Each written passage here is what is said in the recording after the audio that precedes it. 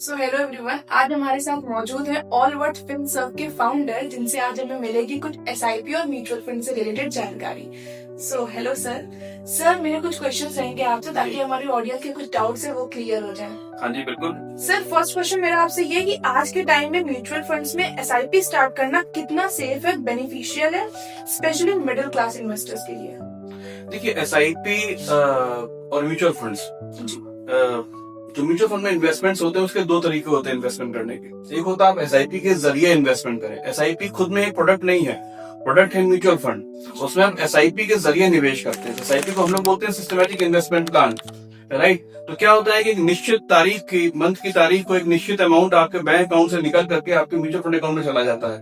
ठीक है, जैसे आपके बैंक की आरडी होती है, ठीक है, उसी प्रकार से आपकी एसआईपी होती है। तो एसआईपी में आपका रिस्क हेज हो जाता है क्योंकि मार्केट फ्लक्चुएटिंग होती है, इंडेक्स जो है फ्लक्चुएटिंग होता है, निफ्टी फ्लक्चुएटिंग है, कभी ऊपर है कभी नीचे है। तो अगर आप लमसम डालते हैं इन्वेस्टमेंट और तुरंत मार्केट नीचे आता है तो आपको तुरंत लॉस का सामना करना पड़ सकता है।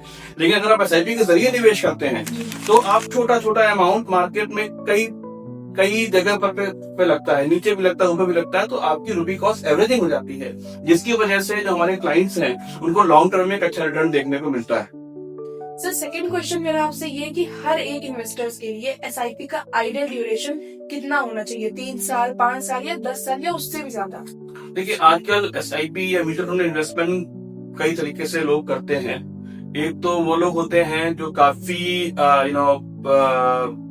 पोजीशन होते हैं और वो अपनी प्रोसेस होते हैं और अपनी एसआईपी को अपने फाइनेंशियल गोल से जोड़ते हैं।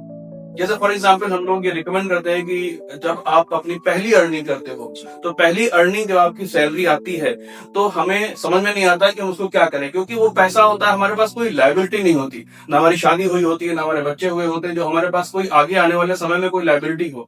लेकिन एक लायबिलिटी ऐसी होती है जो हम सब लोग भूल जाते हैं, वो लायबिलिटी होती है हमारी रिटायरमेंट लायबिलिटी।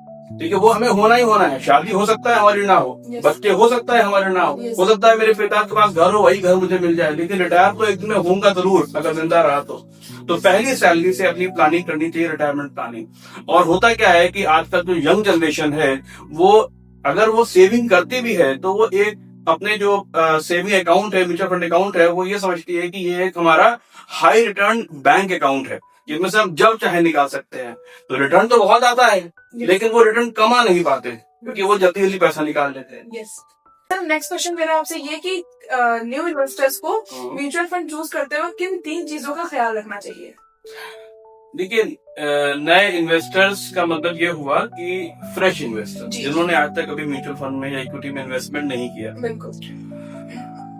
तो उस केस में अब ये डिपेंड करता है कि जो नया इन्वेस्टर है उसकी एज क्या है, उसके रिक्वायरमेंट क्या है, उसकी फाइनेंशियल गोल्स क्या है, जिंदगी की फाइनेंशियल नीड्स क्या है, उसके अनुसार इन्वेस्टमेंट करना चाहिए। तो जब भी कोई भी आदमी इन्वेस्टमेंट करता है, चाहे वो हम हो, चाहे वो आप हो, या कोई भी इन्वेस्टर हो, वो सबसे पहले ये देखता है कि हमारे पैसा यानी हमारा जो कैपिटल है उसकी सेफ्टी कितनी है, राइट।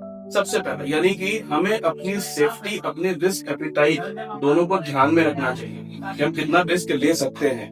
कहीं ऐसा तो नहीं है कि कल को हमारा पैसा अगर 25% गिर गया मार्केट में तो हम तुरंत निकाल लेंगे। कहीं ऐसा तो नहीं है कि हम टेंशन में आ जाएंगे, पैसा गिर गया हमारा, राइट।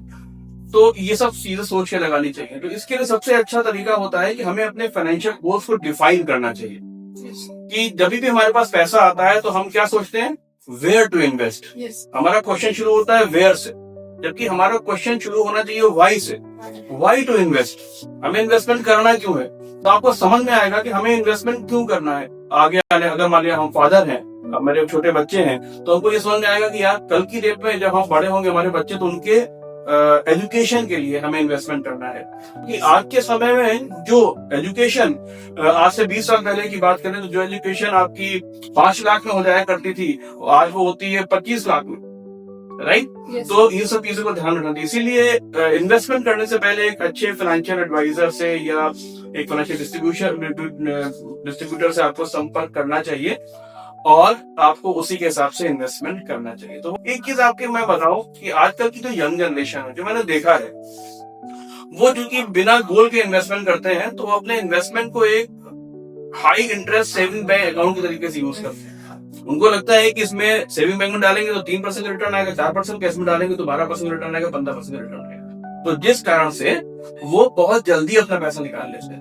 अब आप सोचिए, अगर हम बात करें मार्केट की, तो मार्केट ने दिए हैं 12% रिटर्न। रूल ऑफ सिमिलरिटी ये बोलता है कि अगर आप 12% के रिटर्न में इन्वेस्टमेंट करते हैं, ऐसे किसी भी इंस्ट्रूमेंट जहां पे रिटर्न आ रहा है 12% का, ठीक है, तो आपको लगभग 6 साल लगता है डबल होने। तो अगर मैंने आज 5 लाख रुपए इन्वेस्टमेंट किया तो वो 6 साल में 10 लाख हो जाएगा और 12 साल में 20 लाख हो जाएगा, राइट। लेकिन वो उस 5 लाख को 20 लाख होने तो दें। वो तो जहां उनको कुछ रिक्वायरमेंट हुई उन्होंने तुरंत ही अपना इन्वेस्टमेंट शुरू कर दिया, उन्होंने निकाला पैसा, इन्वेस्टमेंट कर दिया। तो रिटर्न तो बहुत आते हैं। अब ये डिपेंड करता है एज ए इन्वेस्टर हमारे ऊपर कि हम कितना रिटर्न ले पाते हैं। सर एक लास्ट क्वेश्चन और है आपसे कि सर एक नॉर्मल पर्सन म्यूचुअल फंड्स में कितना रिटर्न कमा सकता है?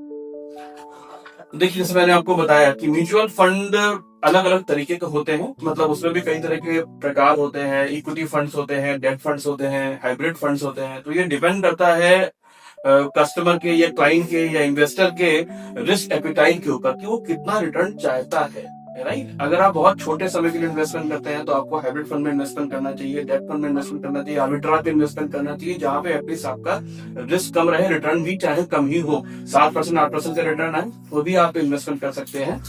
अगर आपका रिस्क एपिटाइट अच्छा है और आपका इन्वेस्टमेंट होराइजन बड़ा है तो हो सकता है 12%, 15% और कभी कभी 15% से ऊपर के भी रिटर्न आप निकाल सकते हैं मार्केट से। तो ये सब कुछ डिपेंड करता है कि आपका फाइनेंशियल गोल क्या है और आपकी रिस्क लेने की क्षमता कितनी है। उसी के अनुसार आपका फाइनेंशियल एडवाइजर या फाइनेंशियल डिस्ट्रीब्यूटर आपको फंड्स चूज करके देता है। ओके सर, ऑलराइट सर, अब ये सेशन हमारा यहीं पे एंड होता है। Thank you so much.